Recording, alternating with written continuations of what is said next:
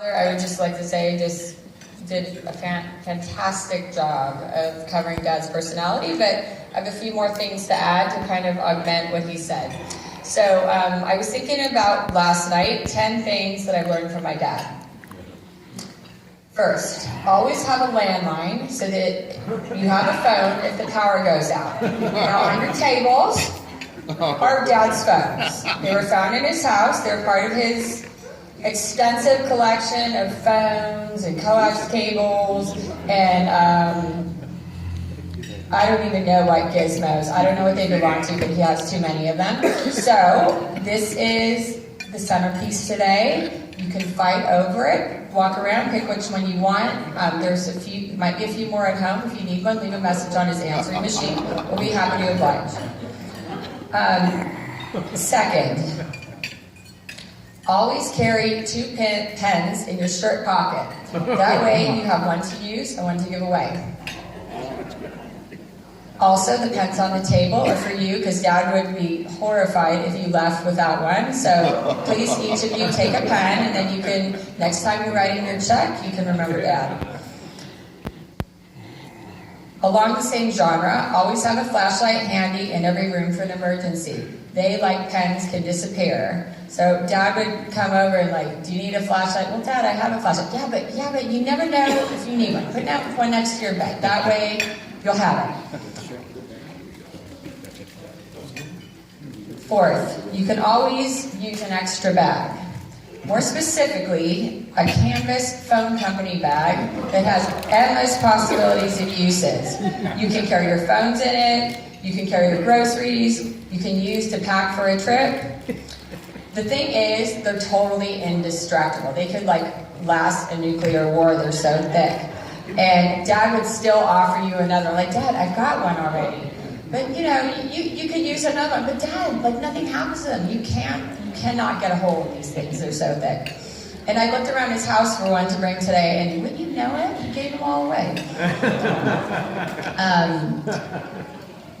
This is something Father touched on a lot, but try to make life easier for others. Do them a favor. Dad didn't, when we were on the phone together, there was not hardly a conversation that didn't at one point have the phrase, well, I went somewhere to do somebody a favor.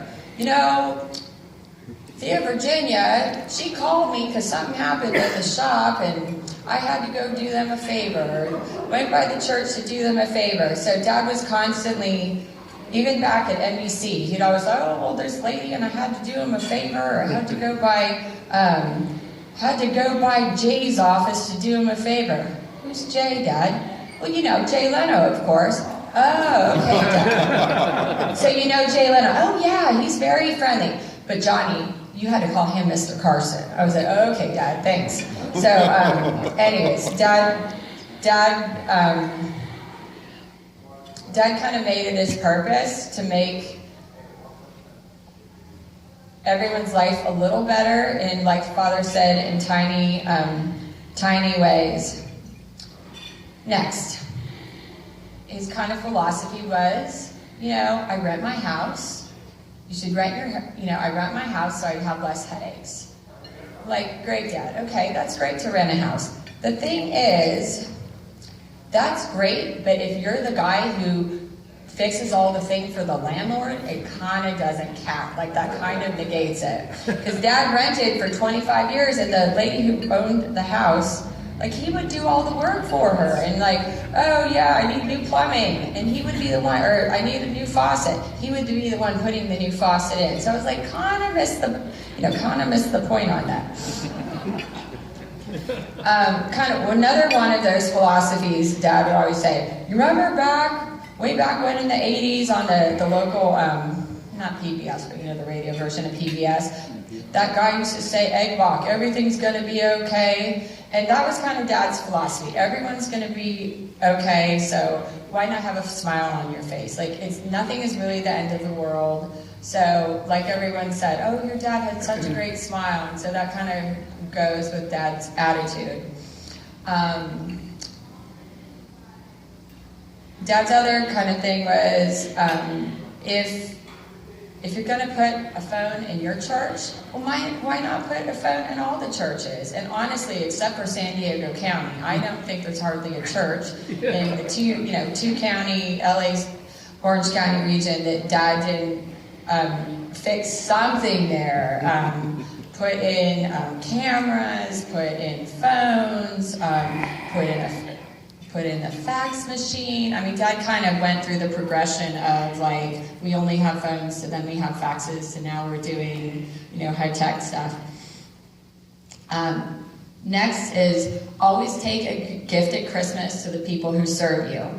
The postal carrier, the people at the post office, he was on a first name basis with the people at the San Marino post office, your car mechanic, and of course your favorite hair salon. Lastly, Dad's, sorry, I'm trying not to do this. Dad's, I guess, best lesson he taught me was unconditional love.